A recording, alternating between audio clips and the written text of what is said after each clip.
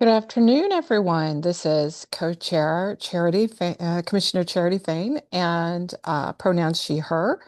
I'd like to also acknowledge Co-Chair Vivek, who will be co-facilitating the meeting. We have an exciting moment for the committee today. We have Councillor Avalos's staff, Sophia Diffie, here today to walk us through the official policy language of the climate and health standards. Also, some subject matter experts coming with Vin Mason here to ask any technical questions. I will just share that personally, this is pretty exciting because my organization, Community Energy Project, worked through the Build Shift program, and we're part of the community-based groups that really help to work and put a lot of time and effort into this policy. So it's really exciting for me personally to see advancement and movement. Okay, next slide, please. As always, we want to just quickly look at the agenda and think about the meeting outcomes. Today we'll be having the presentation and then talk about whether this committee will advance this policy forward to the full commission. Um, as always, we will be doing, there are just some notes about how the meeting is structured. We are being recorded as you just heard. Commissioners, just remember to raise your hand and we will call on you and to state your name every time. And then all meeting materials can be found on the website. We always start our meetings with just a bit of a discussion about our working agreements, just to make sure everyone's on the same page. So can I have a volunteer from one of the commissioners who would be willing to just remind us from the highlighted sections? Somebody want to read that out?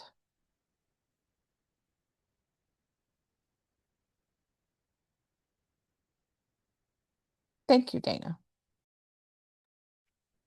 Speak with clarity and focus. Wait. Why am I talking? Assume good intentions, but attend to impact. Be willing to make mistakes and be forgiving of those who do. Allow for and appreciate disagreement of opinions, ideas, methods respectfully. Build on other people's ideas. We value participation, both in person and virtual. Thank you so much, Commissioner Dana, for reading that. I believe the next part of the agenda would be public comment, but I don't believe we have any public comment today. Is that correct? Okay, so then we will move on to the briefing. And we are hoping to get a shared understanding of the climate and health standards policy by going over the full language. Um, Elaine, if you would add that to the chat, you probably already have. And if we can share the screen and I will hand it over to Sophia. Thank you so much for coming, and I really look forward to listening to your presentation. For the record, this is Elaine speaking. Co-chair Charity, I think Sophia was hoping that we would share and we would go section by section as a committee and ask any questions. Oh, If okay. you want to fit that. Sorry, I did not understand that from the meeting notes. So, okay. So here is the first section.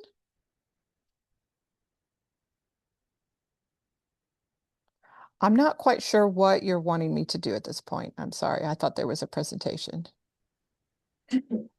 Hi, this is Sophia. Can you hear me okay? Yes. Oh, sorry. Okay, one second. My screen's just split and I can't. There we go. Yeah, sorry, apologies. I think there might have been just a slight misunderstanding Yeah, since we sorry about gave. that. No, it's totally fine. Since we had given a briefing at the last committee meeting, my thought was we were going to walk through kind of section by section of the code.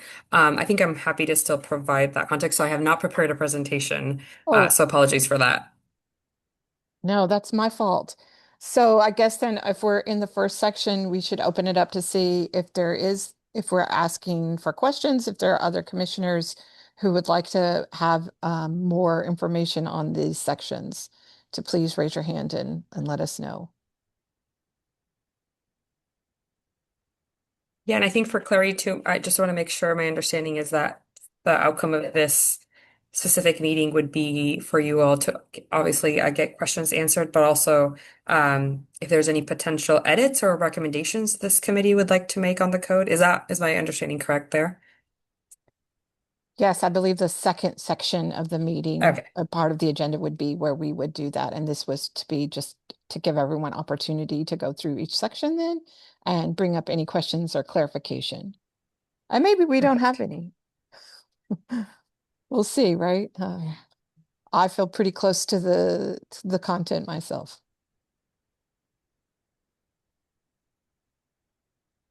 Great. Well, we can go, I think maybe scroll section by section and I can kind of give a high overview what that section is and go from there. Does that work?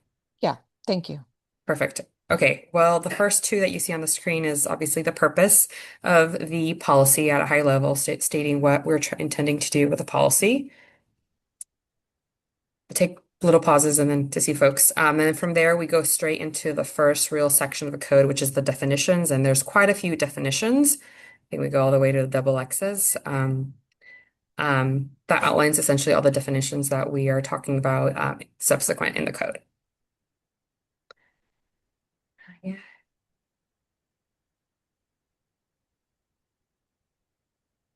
And please, if there's a commissioner, just raise your hand. I see Commissioner Jose has a quick question. In DD, asking if there was a typo.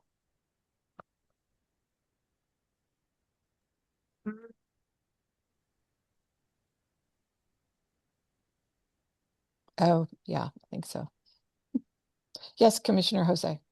Yeah, there's just weird spacing, and I just wanted to make sure that was Oh. just a typo and not. Sometimes PDFs will you can't see something, and I wanted to make sure it was just a typo, not the PDF is doing weird things or we're missing words. Yeah, that was definitely a typo. Thanks. I was like, oh man, what did we miss? Yeah, that was a word to PDF conversion typo. It Thank was you. DD and you caught another one, right? GG? Is that GG. what it was? GG, Okay, yeah. perfect. Yeah, perfect. Okay, so yeah, GG is the last definition. Okay, the next section, 17-104-030, just outlines the authority of the city administrator when it comes to the code. So outlining what kind of his rule-making authority are for this chapter. Okay. The next section, 040, is the energy performing tracking and reporting requirements. To make sure yep, the right one. Perfect. Yeah, that requires owners of covered buildings that are at least 20,000 square feet or more to annually report the carbon energy and carbon performance informations from their previous calendar years.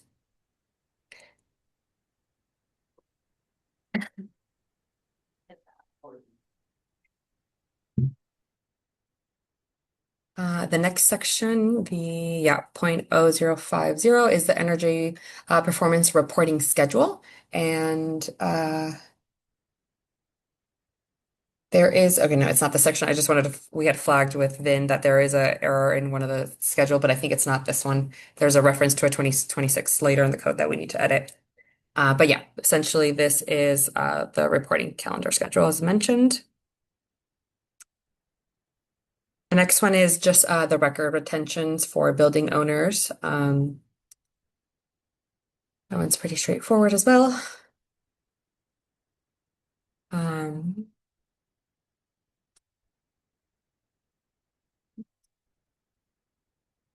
Just doing a check-in. Any questions, or is everything looking fine to people so far?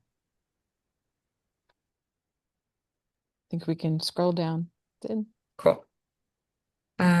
Okay, and I think we just, oh yeah, sorry. The next one is the review of reported energy performance information, which essentially allows the city administrator to review the building records just to verify the accuracy of the information that was submitted. And then the following section, 0.080, is a transparency of the energy information. So it requires the city administrator to publish citywide energy performance summary beginning in 2027.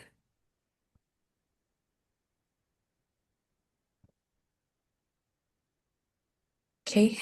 The next is the utility data access. So it requires utility to provide building owners with the aggregated monthly energy consumption data needed for the reporting.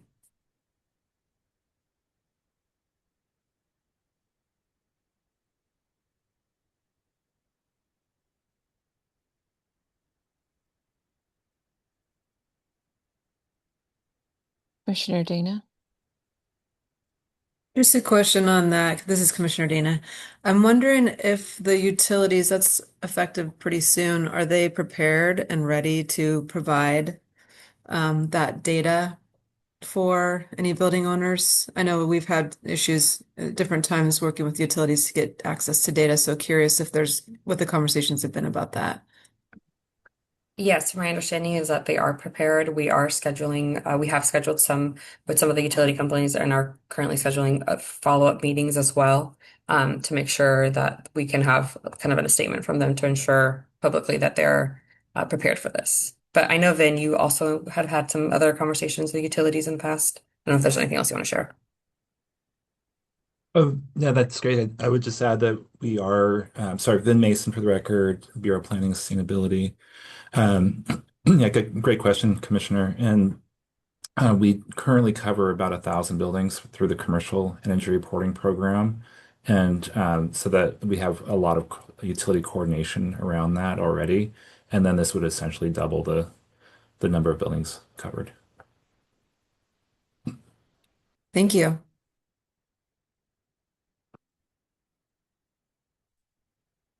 The next section of the code is similar for data access, but it's just specifically calling out also for commercial only buildings being able to have that data.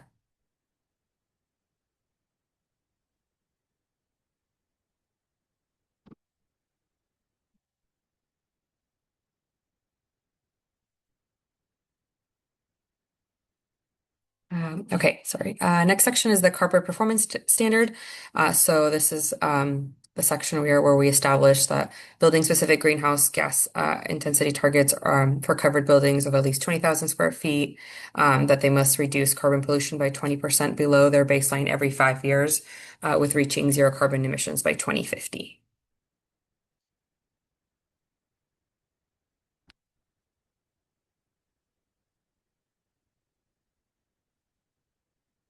Any questions on this one since it's I feel like one of the most important parts of the code?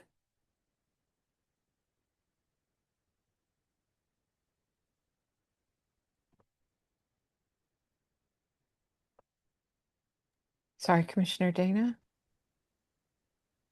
Thank you, Commissioner Dana. Just as a refresh, I know we went over this in the presentation last night or last meeting.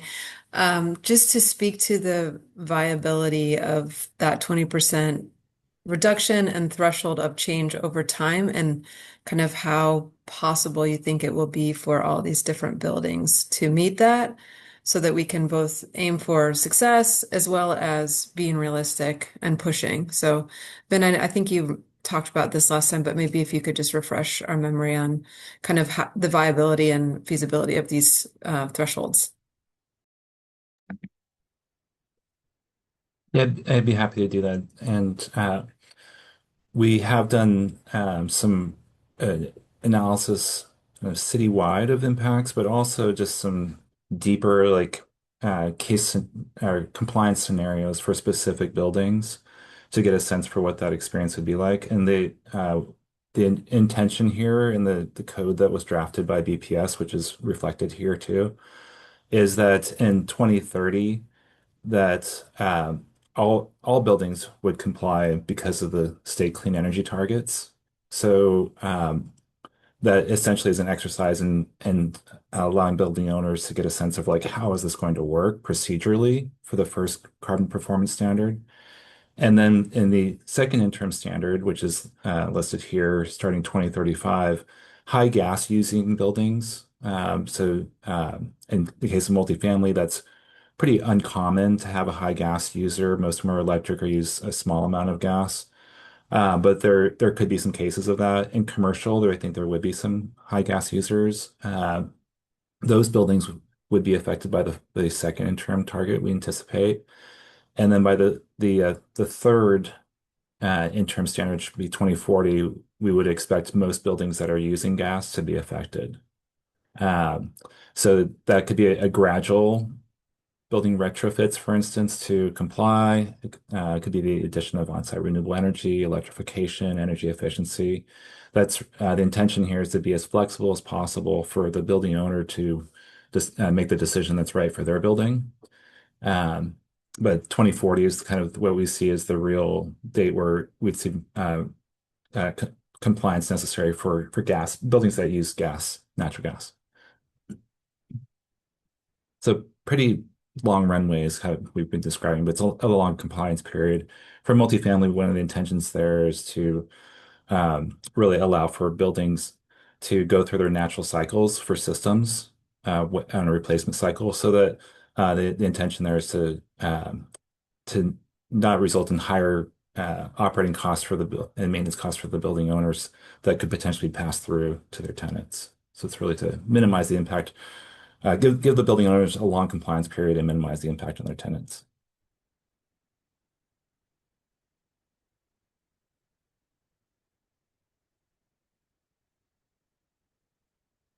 Did that answer your question, Commissioner?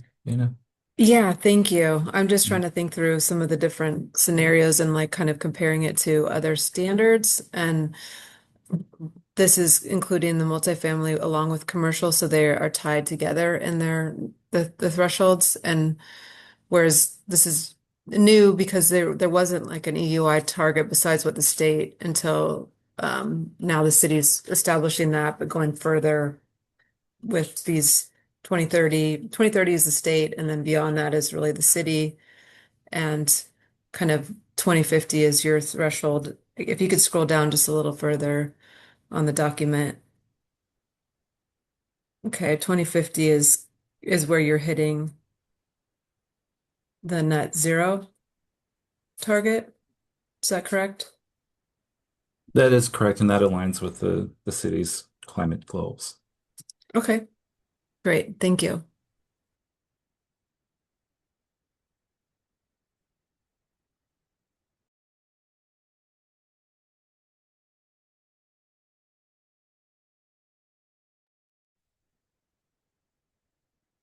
Okay, do you want to go to the next section or any other questions? Okay, section 0.120, the carbon emission verification. This part here requires a qualified individual to independently verify the building's energy, greenhouse intensity, and carbon emission data before any interim or final performance deadline, and also allows that any kind of errors that might have been found to be corrected within 2 months of that reporting.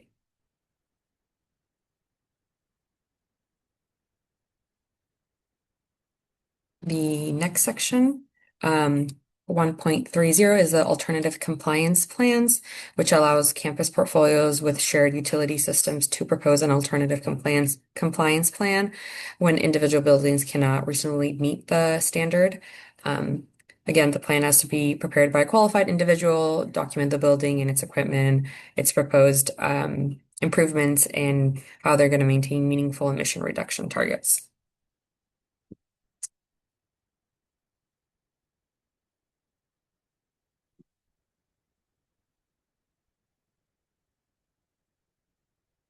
Okay, the next section is the 0.140, the carbon pollution impact fee. And it requires owners who do not achieve applicable carbon performance standard to pay a fee based on the building's carbon pollution above its target. So for the first compliance period, the fee is set at $380 per metric ton per year, and it's calculated over 5 years. I will also say that there is some language there that the future fees must account for inflation, the social cost of carbon, public health costs, and the need to incentivize compliance as well.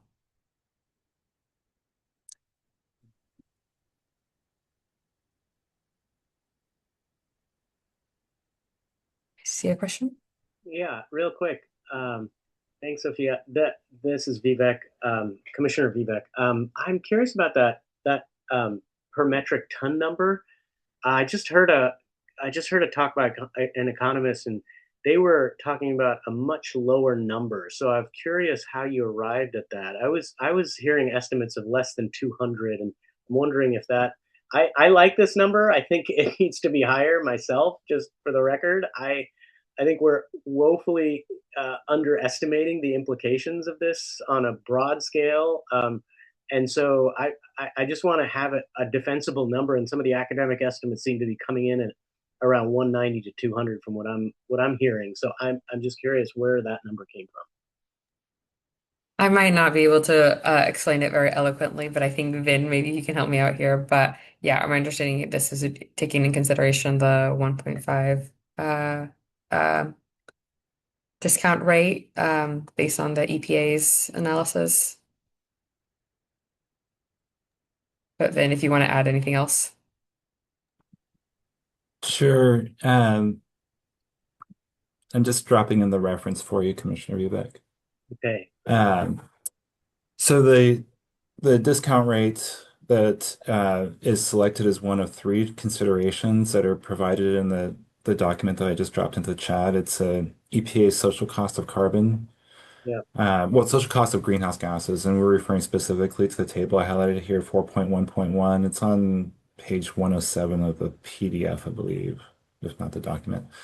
Um, and so other cities, for instance, you've probably heard that Ashland has a carbon pollution impact fee, reference a 2% discount rate, which is in the middle of the three options that EPA looked at.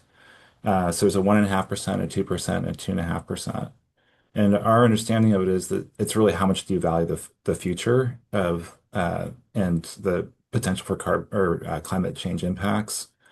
And so we went with the highest value that's referenceable within the document, which is the 1.5% discount rate. There are other cities, though, that may start with some discussion around the 2%. And for instance, Boston increased theirs, referencing the same document. Seattle referenced an earlier version of this, a draft version of this document that's put it below $200 initially. The concern here is two things. One is that we're not valuing the future enough. I think kind of getting to your point earlier, but also is the carbon pollution fee high enough that it's the incentive here isn't for a building owner to simply say, I'll just take the fee because it's so much less costly and easier to comply with. So I recently completed, and those compliance scenarios that I mentioned, how much would it be for the retrofit based on our Echo Northwest study in 2025? The BPS contracted a study for performance standards compliance. So we looked at like retrofits versus the carbon pollution impact fee, and I would be concerned that if a higher discount rate, meaning that a lower value were to be used, that the unintended consequence of this policy would not be to reduce emissions through retrofits of buildings and decarbonization of them, but rather just to have owners choose to pay a fee. Hmm. Yeah. Fee in lieu, right? Right. Fee in lieu of compliance through the carbon performance standard. Got it. And this is just in terms of valuing the future, this is 2030 we're talking about, not 2040, right? At least from that 380 number. Yeah, and you can see that in the code language analysis first interim carbon performance standard. The second one at 2035 would actually, in the EPA document in that table, you can see it's at $405 per metric ton. And then by 2040, it's $430 per metric ton. Right. Okay. Okay. So arguably, you can say it's somewhat of a conservative number, even given that this is just carbon, not other greenhouse gases, and that we're looking at the nearer term future as opposed to extending this out to 2040, which is the deadline for compliance of gas related building or gas driven buildings. Yeah, I think that's a good point. And the second A.2, 140A.2, I think points to that. For the second one would be to consider, and for the third in 2040, to your point, would be to consider where the social cost of carbon is for that year. Yeah. Okay. Yeah. Thanks. Mhm.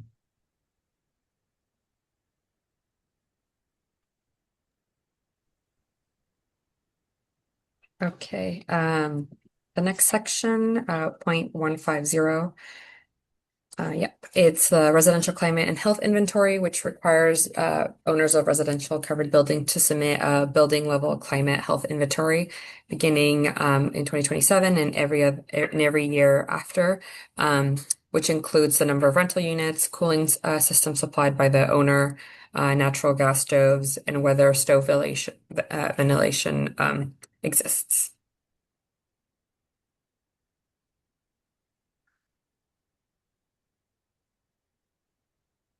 The next section is 0.160, residential tenant notice, which requires the owners again to provide prospective tenants with the climate and health information in the rental application beginning January of 2027. The notice must explain how utility cost and energy assistance information and disclosing cooking fuel, stove ventilation, cooling, passive cooling, and passive cooling.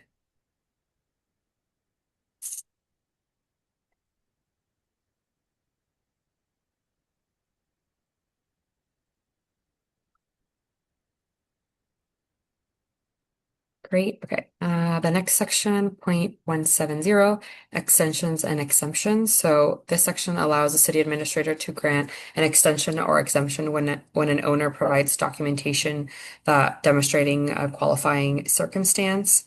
Qualifying circumstances include demolition, unavailability of utility data, non-interruptible labs or laboratories or healthcare operations, structural or electrical limitations, historic preservation constraints, etc. And then, the last part of this is that granted extensions and exemptions need to be publicly reported each year.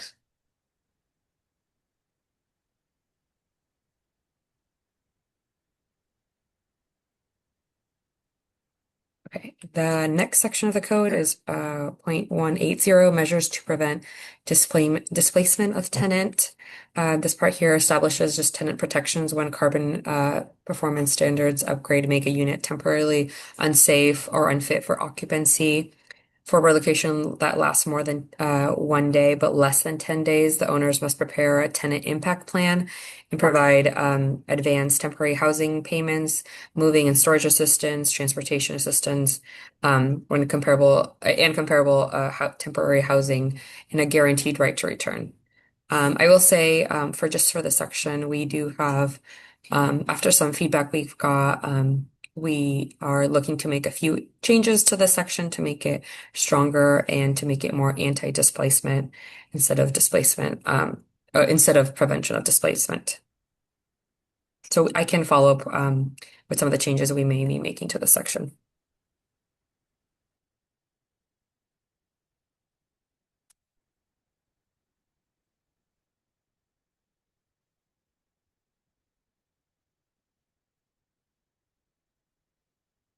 Okay, the next section is 0.190, enforcement and penalties. So this section here makes it a violation for a utility, building owner, or commercial tenant to fail to comply with the chapter or misrepresent the required information here. The violation results in a written warning for the first one, and then subsequent violations are subject to a civil penalty of $1,000 per day until it's corrected.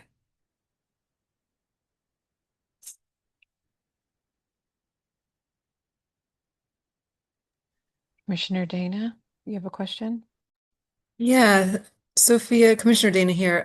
Sophia, can you scroll back up, please? I saw something about like exemption for affordable housing. I wanted to read that a little bit more clearly. Maybe it's C there. Um, yeah, so regulated affordable housing is exempt from the carbon performance standards and carbon pollution impact fee requirements.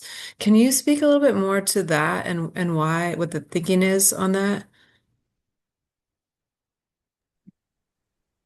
I'll actually pivot to, yeah, then go ahead.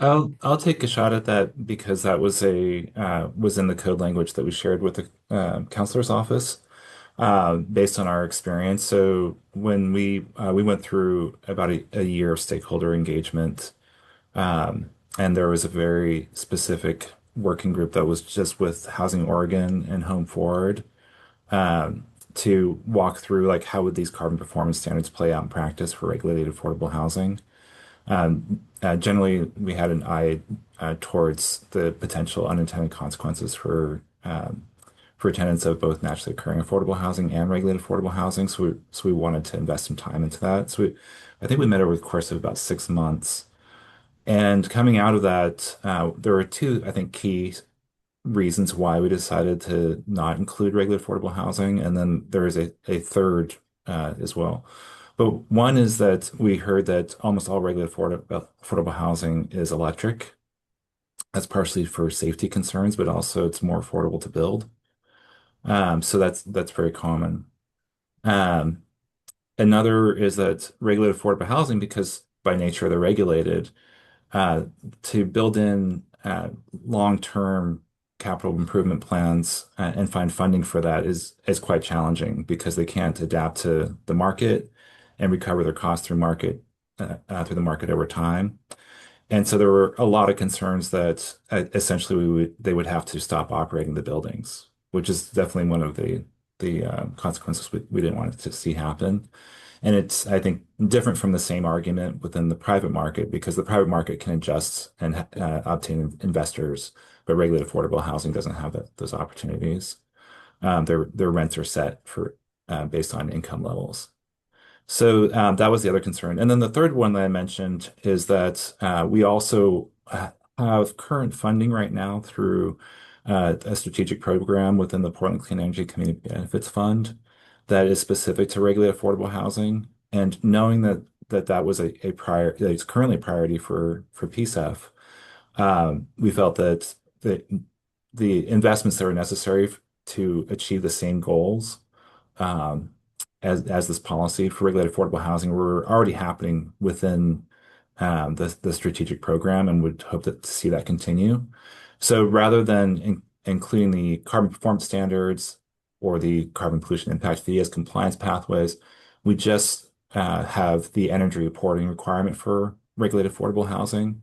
So that way we can see over time, are those targets actually being met? So where are they at in 2040, for instance, and where are they at in 2050? And if they're not there, then I think that would be a reason to come back for an ordinance change 15, 20, 25 years from now, that if regulated affordable housing doesn't get to the same targets on its own because of its funding mechanisms that currently exist.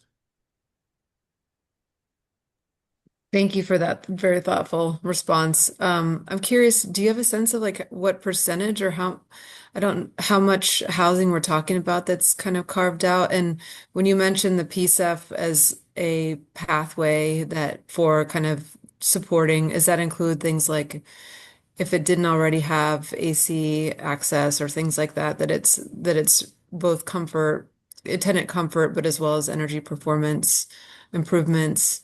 That's you're saying that's already happening, that's already a focus, so it's kind of doesn't need to be regulated in the same way that maybe these other multifamily or private um, b buildings will be that have maybe more flexibility based on their kind of capital profiles.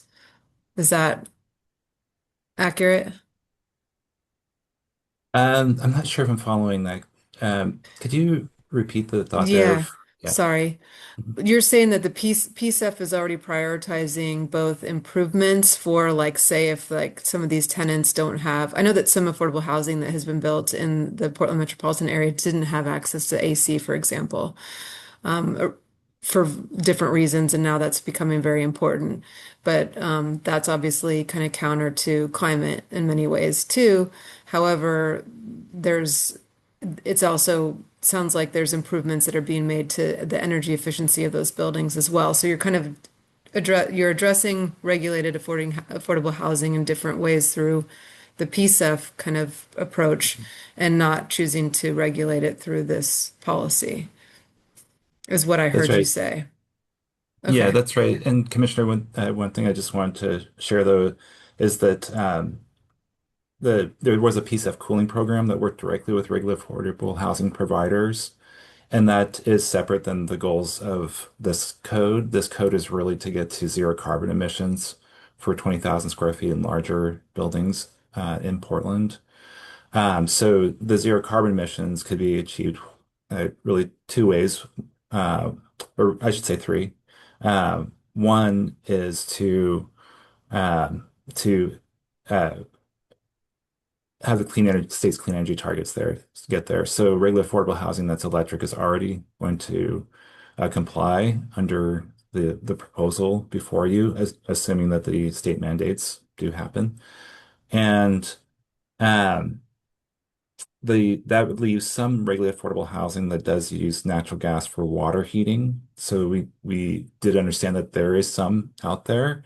The number of buildings that are actually using that, I'm uncertain. In those discussions, if I had to put a number on it, I would say like 10 out of 100, something like that. So 10% might have natural gas. So PSEF currently has a strategic program for new construction funding, and some of that is to use heat pumps. So like a hot water heat pump, for instance, would be a solution to moving on from natural gas for regulated affordable housing. So that's the part that we would look to PSEF to monitor. Is that working or not? To cause a change in the market, or it's not even in the market, but within the regular affordable housing sector. Are we seeing a shift towards electric systems?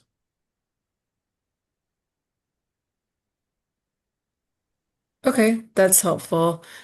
Just thinking, it sounds like with even with electric buildings, there's still efficiency gains from different systems. So a lot of your comments are really focusing on like those that have gas or don't have gas, but it's the energy efficiency targets are obviously going to be addressing just even pure electric buildings and helping them to become more efficient over time as well. But it sounds like the early phasing of this is really looking at getting decarbonizing and getting gas out of buildings. Is that kind of accurate in thinking about what those steps are? Yes, that's correct. This is really a carbon performance standards to get to decarbonization, which the state's building energy performance standards do not get to. They only get us about 5% of our way to our 100% goal for our commercial buildings is what we've already like done some analysis around to estimate that the state isn't getting us there.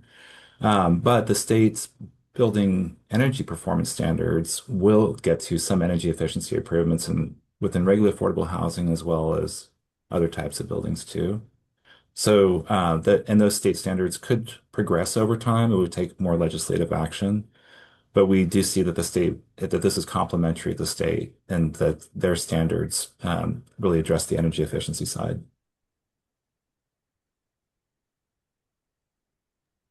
Commissioner Hey, Vin. Vivek. Yeah. Hi, Vin. This is Commissioner Vivek. Can I follow up on that? I think you may have gotten at this, but I just wanted to make sure I understand. So each building's target is calculated based on the 2026, 2027 baseline, right? Well, that is one of those numbers that Sophia had mentioned is changing.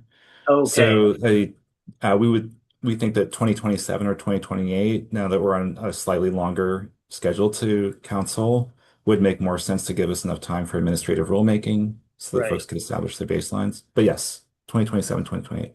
Okay, 28. That's right. So that's right. Thanks for that clarification. And so it doesn't that potentially and if it's going down if it's going down percentage points, I think it's 20 percentage every 5 years or so, then doesn't that um isn't there an argument that someone could make around potentially um kind of highly inefficient buildings receive a comparatively generous starting point um, at that 2027 2028 baseline and wondering while buildings that made early investments may have fewer remaining reductions available and just that kind of conundrum whenever we run into these kind of baseline questions of our starting point. Just wanted to, does that make sense? It does, yeah. And I think that's correct. And we did look at when we started looking at these standards in 2022, we were looking at a different methodology that was more similar to what Seattle has or what the state's established, which is setting a target. Um, one of the key concerns there, though, let's say you have a poor performing building and it has to meet its first target, like Seattle's first target is like zero point 0.9 kilograms of carbon dioxide per square foot. And uh, some of the poor performing buildings that we're looking at within their own data, because that's where we selected for our compliance scenarios data from Seattle, since we don't have multifamily benchmarking data. And so looking through there, um, there's quite a few buildings that might have like a 3.0 kilograms of carbon dioxide equivalent per square foot. So the jump that they would need to make in a short time period seemed unreasonable, I think, in what we were hearing from our stakeholders. Mm. And there was also some concerns that if you have a highly inefficient building that is serving um, uh, low-income tenants too that are within the naturally occurring affordable housing sector, that the jump could be so big that the investment would just not be made early on. So that was our greatest concern, is that we wanted to allow for to not take any housing off the market and have a more gradual um, trajectory to 2050, and that all buildings, whether they're highly efficient or not highly efficient, in some cases you have high efficiency users that or high efficiency buildings that use a lot of energy too, but that all buildings need to make progress rather than the least efficient making the most progress, which is more the state's approach. Now, I to just address do the a, issue, oh, sorry. sorry, just a quick time check. We Okay. have 4 minutes in this section, so I just wanted to bring that up to everyone's attention. Sorry. Or 4 minutes till our break. Yeah, thanks, Vin. This is a very deep topic. We could go on to this Yeah. is like, yeah, many folks are trying many different approaches, like even providing even providing some way of being able to document improvements made before the baseline or something like that, and like that stuff. And anyway, it's a very rich topic for sure. We could spend a lot of time on, but yeah, I'll see the time. Yeah. Can we then, I'm not sure how much more we have. Yeah, thank We you. just have one last section because we already did the 0.190. So the last section, 0.200, is the right to appeal and payment of assessment. Yeah, payment of assessment. So this section just establishes a process for appealing any penalties with the city's codes hearing officer. Yeah, and so essentially kind of just lays out how that would work.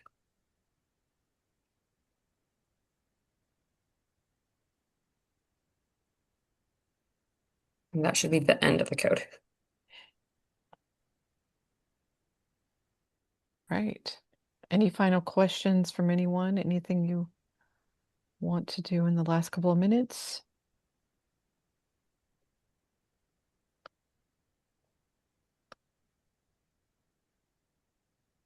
If not, I will say thank you so much to Sophia and Vin for coming in and taking your time to go walk us through this and answer our questions. A lot for us to process and think about. We now are moving on to our break. So we're like 2 minutes ahead of schedule. We'll be back in just a little bit and see everyone back in a few minutes.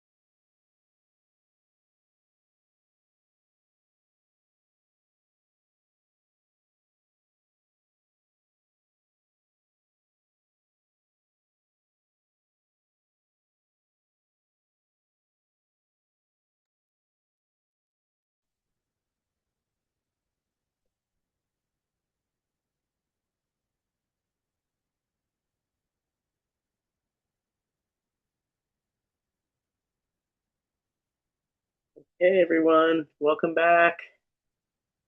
We're at 2 o'clock. I'd like to get us started. I'll be taking over from co-chair Charity.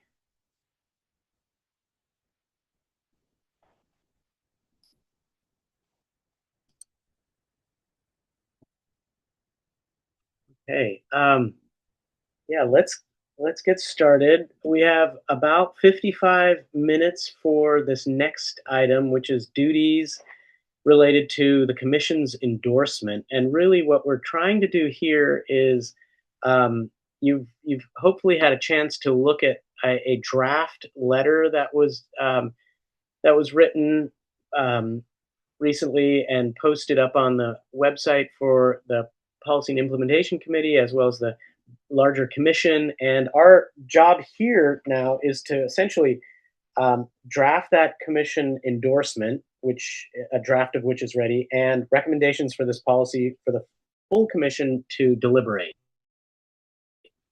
I already can say I have found one typo in that commission in the letter to the commission, which in my looking at it, I was like, oh, let's change that word committee, because we don't use committee in that letter. Except for one time in the towards the very last paragraph, and so we can change that to commission. But I'm more broadly curious if there are other thoughts, reactions, refinements. Again, the goal is to get us to the point where the broader commission can look at this and give it a discussion, as well as a final understanding of a final endorsement to move forward to the broader to City Council. And I just think Sophia's not here anymore, but yeah, I really appreciated Sophia coming in and kind of breaking that down for us over the last hour. And I'm just curious as to we're going to be meeting as a full commission on August 20th. So the job here now is to essentially come up with, are there any pieces missing on this draft letter that essentially has 5 points that we talked about in the previous PIC meeting? So just maybe start there, unless there's other questions or clarifications or follow-up from the conversation we had with Sophia before we jump into this letter.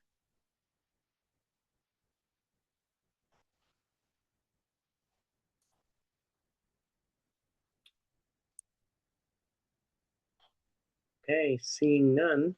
I did put a chat. I did put a chat question in. And it really was trying to gauge. I know that Sophia and the counselor and maybe CSO Vivian, maybe you or Elaine have been involved in what I was just calling a roadshow in terms of taking it out into the community. I know there was one that happened about a month ago, and just curious if there's any intel on what pushback or concerns or arguments against the policy that may be coming up already. And I can imagine there's a few that are there, but it's more a way to kind of ensure that the endorsement, yes, endorses and also kind of anticipates in a way. And I just don't know if there's any information available to us at this point before we go forward. And I'm not thinking we want to be able to cover everything possible, but anything coming up? This is CSO Vivian. Thanks for the question, Co-Chair Vivek. While I have not been actively participating in this work due to it being led out of the counselor's office, I can say that because this policy has had a very long timeline of research, so I can share from historic, when the Bureau of Planning and Sustainability helped lead some of the early development, especially with benchmarking, that we heard arguments that I could extrapolate to imagine would be pretty similar to what we'll hear again with this revised policy when it comes back for proposal. We typically tend to hear a lot of questions, especially when working on climate policy, around the timing. This isn't the right time for this type of policy. We're also experiencing a housing crisis. Anything that further regulates what is considered a fragile housing market would be burdensome and could potentially exacerbate the housing crisis. always, again, the burden on limited staff at housing providers to be able to be in compliance is something that we have heard. A lot of these arguments, I would say, have, I think, been well addressed by a lot of the analysis that's been offered by BPS, especially through their contracted work with Echo Northwest around the cost of compliance and through some of the pilot studies that have been there. And some of these arguments, I would say, are a bit evergreen when it comes to enacting climate policy.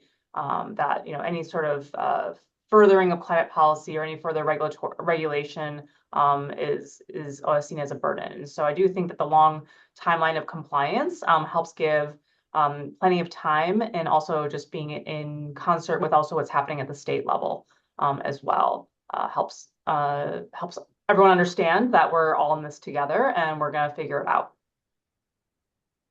Those are some of the arguments. I can't speak to the exact stakeholder engagement that the counselor's office has been engaging on. I'm sure there are specific groups or sectors who will have very specific concerns that I am not aware of, nor can I speak to at this time. Okay, really appreciate that, CSO Vivian. Thank you. Commissioner Dana, I see your hand. Yeah, thanks. Commissioner Dana here. I'm curious, like, not to put anybody on the spot, but just from the perspective, like the business community or building owners, like that's the piece I feel less familiar with, like from a policy standpoint and from like an academic or from the importance of this issue. Like it checks all those boxes for me, and I know there's been a lot of stakeholder engagement and work and research behind this. I'm just curious, like what the business community or building owners are saying, and because there's the perception of business in downtown and within the city of Portland, and I'm wondering if this is an added. I mean, CSO Vivian, you were just speaking to that kind of the burdensome perception of any kind of climate policy. Does this fall outside of that? So I think that's just kind of what other people are hearing or what their thoughts are on that. And then also, I wish I knew more about this, and maybe someone does, but where the city of Portland compares to other jurisdictions nationally, in terms of, sounds like Seattle has.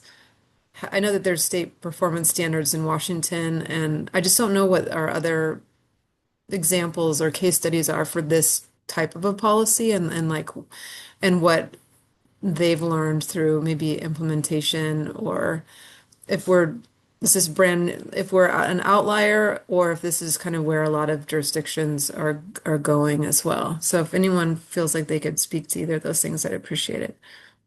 Thank you. This is CSO Vivian. Thank you for the question, Commissioner Dana. If staff Vin is still available, I may invite Vin to come online to share a bit about what the landscape looks like in other U.S. cities. I will offer, though, before Vin, and thank you for being willing to address that question, Vin. I can say that we have heard arguments around what this impact can have on building owners. I want to be very sympathetic to that. And we'll just offer that, at least for private building owners, they do have to make periodic upgrades and investments in systems like their HVAC and shell anyways throughout the life cycle of the building. And this just ensures that it is being timed in a way that those upgrades are helping to also meet our climate goals at the same time. And so I'm sure that every building may have its own special specification, and that's why I think some of the points that Vin offered earlier around the timing and sort of the targets for each building, I think are quite well researched and in line with the sort of upgrades and ongoing maintenance that building owners would have to be doing, as the market would be demanding that those sort of appliances or upgrades were done anyways for that. But I'll let Vin go ahead and speak to some of those details. Yeah, great. Thank you, Vivian. So I guess I'll start with we are part of a national partnership with the Institute of Market Transformation. It's a national organization that works to advance benchmarking of and energy performance, as well as building codes, but also a key focus on building performance standards legislations across cities and states and counties as well. And that collectively we're in a building performance standards coalition. We've committed to establishing building performance standards through a previous mayor, under Mayor Wheeler. And there's about 50 members within that organization. I think all of those members currently have energy benchmarking laws. So there are cities that are already on their way to establishing the foundation for future building decarbonization, like the city of Portland. In terms of which ones have actually established building performance standards, there's two leaders initially, New York City being one. They are already implementing their standards, so they're in the phase of where the standard needs to be met in like last year for the largest buildings, this year for the mid-sized buildings, and then smaller buildings next year. And those are carbon performance standards. And then Washington, D.C. has building energy performance standards. They were the first city to establish them, so a little bit ahead of New York City. And then many other cities have followed either in energy performance standards or carbon performance standards, as well as states. So Oregon, Washington both have built the building energy performance standards, a form of that. And then I mentioned Seattle. Boston is another key partner for us, and that we check in with on implementation and their experience. Their standards become effective this year, so for carbon performance standards. And there's slightly different variations in how they apply and how buildings, especially in the near term, will comply. And then there's a few smaller cities that have carbon performance standards as well.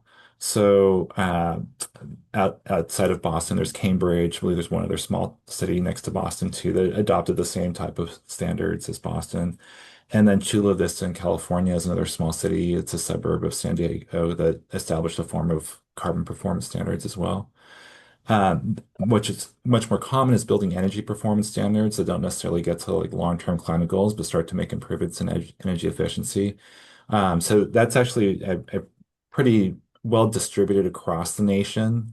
Like you'll find them in Denver and St. Louis. So they're more common and more geographically distributed, not just like the West and East Coast.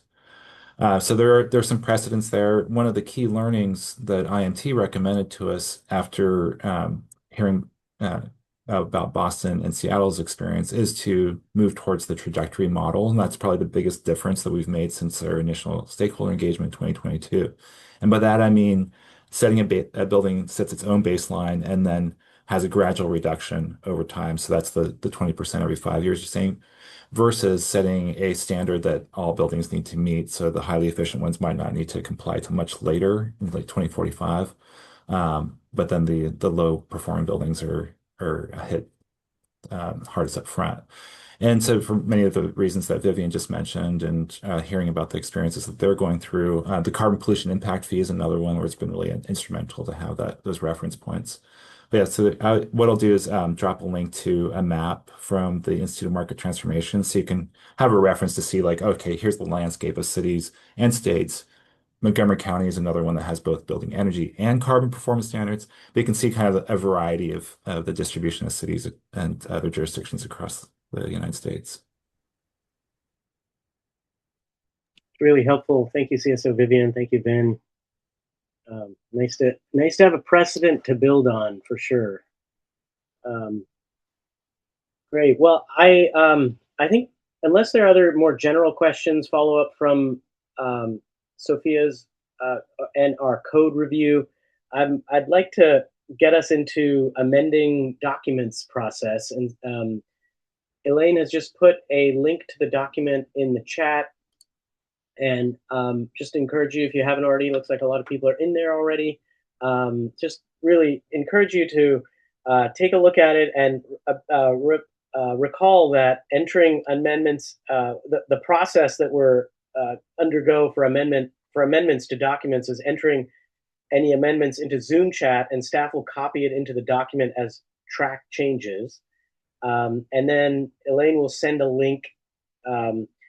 We'll send a link to view the document, which has already been done. And then going down my list here, we can decide to go amendment by amendment to vote. It can take longer to do all amendments than vote entire document or section by section.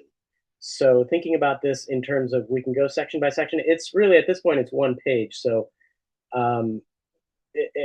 yeah, we can go know, item by item. I really appreciated CSO Vivian saying, you know, these evergreen arguments that are coming back. To me, that kind of is, many of those seem like they're addressed. Like our job in the last line and second to last line sentence in this is to say we're here to provide timely, actionable advice. And so if the argument is this isn't the right time for this, there are other priorities, we're trying to stave that off by including some words and language that actually helps to stave off some of those arguments. So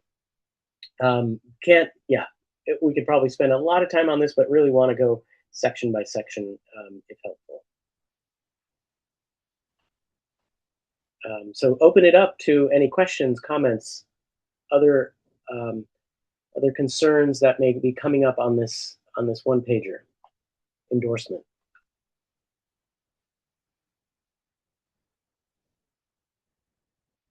I see Commissioner Alina's hand. Hi, yeah, Commissioner Alina, she, her pronouns. One thing that I see that is missing is I think just stating that by endorsing this policy, it's going to help us get closer towards the 2050 climate action goals. I don't know if it's obvious, but I think just having a simple statement could be helpful in framing. Okay, do you want to propose a place potentially for that in the document? Putting it in context is how I took that, like putting it in the broader context. And yes, this policy is important and we're endorsing it, but it also aligns with a broader goal set forth, I think is how I'm interpreting it. Yeah, I would propose it in that first sentence, just towards the end. I can take a step, or I don't know how to, I need some time to process the verbiage, but I think somewhere in that area is where I would put it. Okay, great. Yeah, if you want to think on that and propose something in the Zoom chat, I think is how we're doing this. The staff will copy it onto there.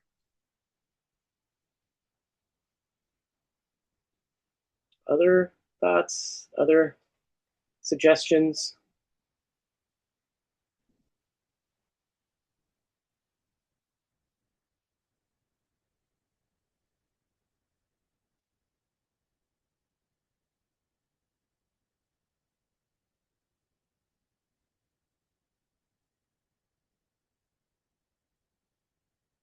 Okay.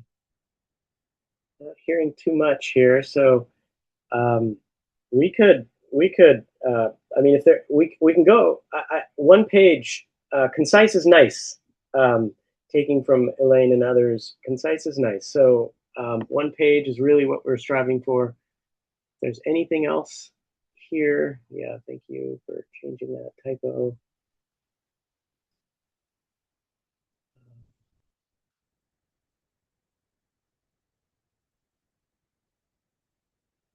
Cool. Anything from staff that I'm curious if staff sees this as a memo largely, if there's not a lot of comment from commissioners. Does this look like a memo? Does it read like a memo that you would be you would see like would be read by city council? You have a lot more experience in this than I think some of us do. So curious, does this look like it's going to sit well? Is any indigestion for any counselors showing up in your read of it? Thanks for the question, Co-Chair Vivek. I will offer that, you know, when the committee feels like they have finalized this memo, don't forget we also are bringing it to the full commission, and I trust that the full commission members would also put some of their key eyes and lenses onto a final approval. But I have no concerns about the way that this memo is drafted or the way that it presents itself in this current form. Okay. Great, thank you. Yep, we are going to the full commission. So that's the next step in this. We're going to send this as a part of the package for the August 20th commission meeting, and we'll kind of solicit feedback there. But if we're all good with this, with the addition of the climate goals in the first sentence, I think is what Commissioner Alina was mentioning. I think with that suggestion, I think we can call a vote then. And the way we do the vote is, if we're concluding discussions, any amendments, then the voting model that we're using is consensus process with three options: affirmative if you agree with the, in this case, with the endorsement as written; stand aside, and that's affirmative with stated unresolved concern, we can willing to let it move forward; or a no, you don't agree and have serious concerns. Those are the three at least options that we have for our voting modified consensus process. And let's see, anything I'm missing here? Okay, the affirmative plus stand aside votes must equal or exceed the simple majority. That's right. So total attendance today, let's see, how many, what would that number be? 3. Yeah, thank you, Elaine. This is Elaine. We have 4 commissioners, and so that number is 3. So affirmative and stand aside must equal 3 Okay. Okay, or more. thanks, Elaine. Commissioner Dana.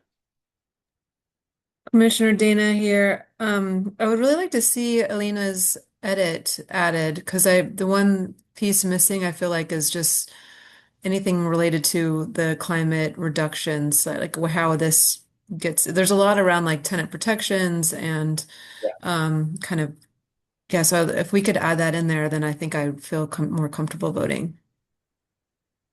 Got it. Okay. Okay. Yeah, and I think adding it in that either the beginning or even in the decarbonization section, but yeah, thank you. Nice. Okay. So we have that sentence that's just been added to.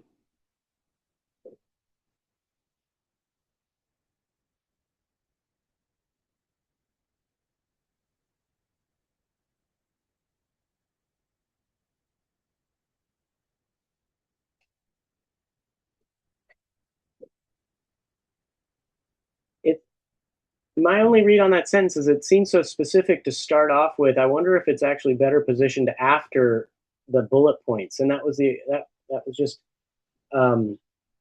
was one thought I was wondering, because it has all these decarbonization, and then additionally it meets, yeah, something like that. Will also contribute to building decarbonization accountability that will help Portland reach its 2050 net zero goals.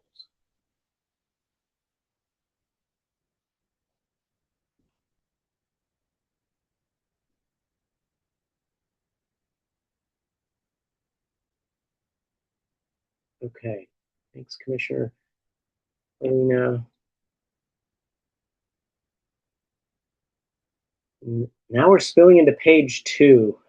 Oh boy, we're trying to keep it. Can we reduce it 0.25 font and see if that'll work? Sorry.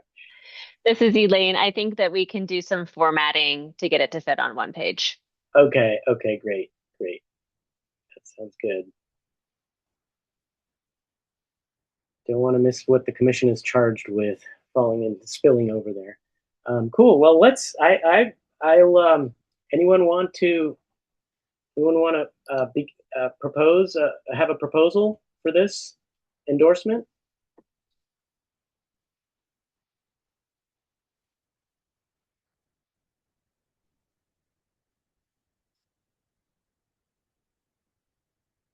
All right, Commissioner Dana.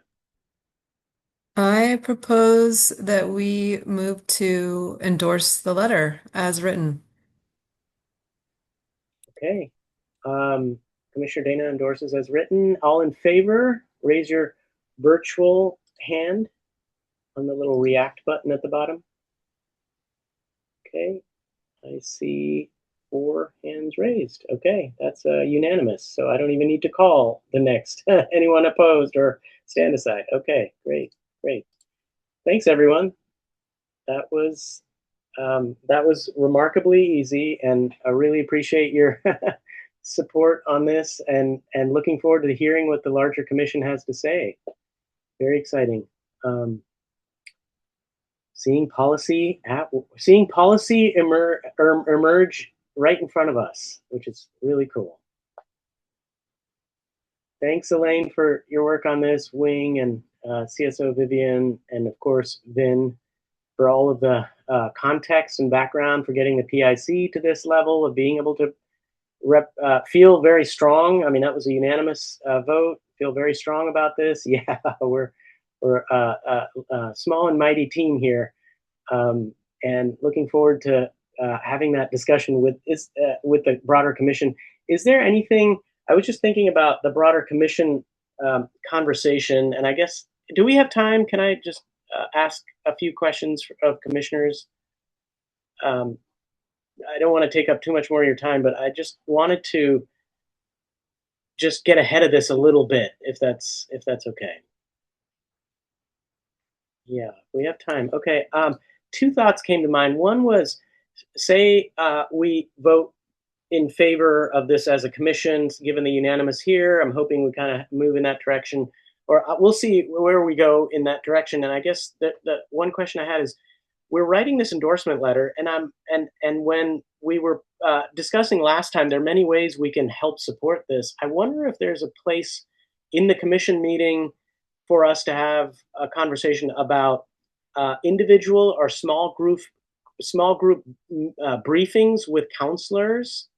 That was a question that I was wondering about. We are doing this endorsement letter. I have done this in the past with commissions I've served on for the city, where we've written an endorsement letter and we've quickly followed up with a meeting request with commissioners or counselors that aren't necessarily like Councilor Avalos, who's endorsing this and proposing this. So I wonder if that's helpful. I don't know if things have changed in the city so much where that's discouraged or anything like that since I was last serving, but wanted to just kind of offer that as a question, that if there's commissioners who are willing to take that on, that be something that we could direct folks to and create a smaller group that could potentially meet, or an individual that even could meet with counselors. Is that something we can, is that something commissioners would and staff would see as helpful, worthwhile?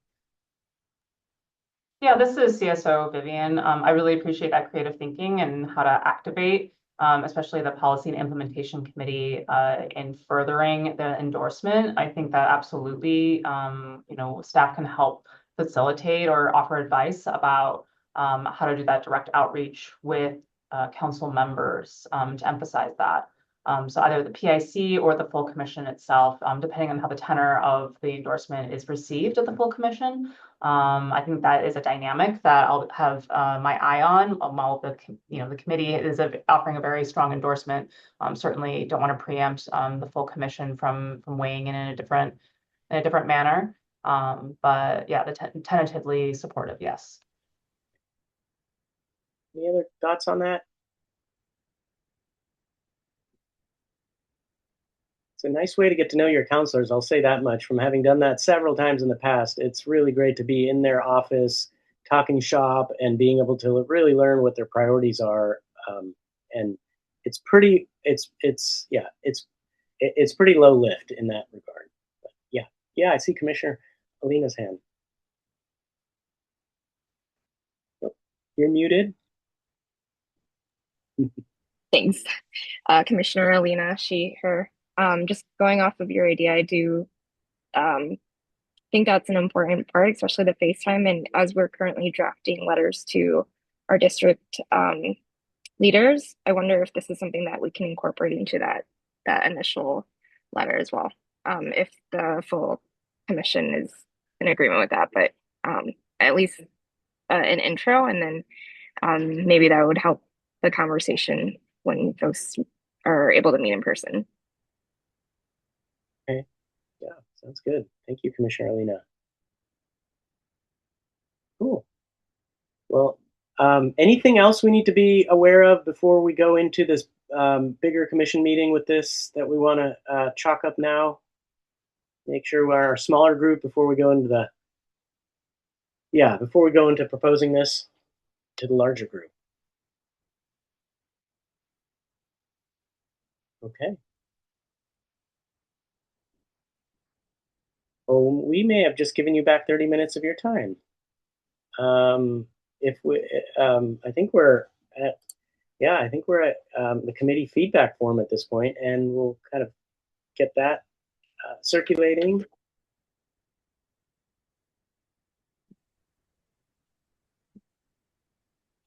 All right. Good. There's the form. You fill it out now before you leave. That's often a great, or at least as we're leaving, that's often a great way to do it and get it done. All right. Well, thank you, everyone. Elaine, I hope I haven't missed anything. Oh, yeah, last slide here of next. Yeah, I will take that over, Vivek, co-chair Oh, Vivek. yeah, thanks, Yeah. Charity. Co-chair Charity. Yeah, so for our next meeting will be on Tuesday, September 1st, where we will be receiving a briefing on transportation, which will have pricing options for equitable mobility, climate smart services, and congestion pricing. We will try to resist the urge for any committee decision making at that meeting to allow for the next briefing, cooling corridors in October, to equitably decide what our next body of work will be. So we'll listen to both and then we'll think about what that might be before we make a hard decision. As we've talked about at the full commission meeting, we will vote on this draft endorsement. And I'm sure, as we all know, there will probably be some suggested edits at that time with the full commission. And again, if you have not already, fill out the survey about cooling corridors by Wednesday at noon. Elaine can resend that link right now if we need it. And then otherwise, we are adjourned, and that is it for the meeting today. Great. Thanks, everyone. Thank you, everybody. Thanks all. Thank you. See you soon.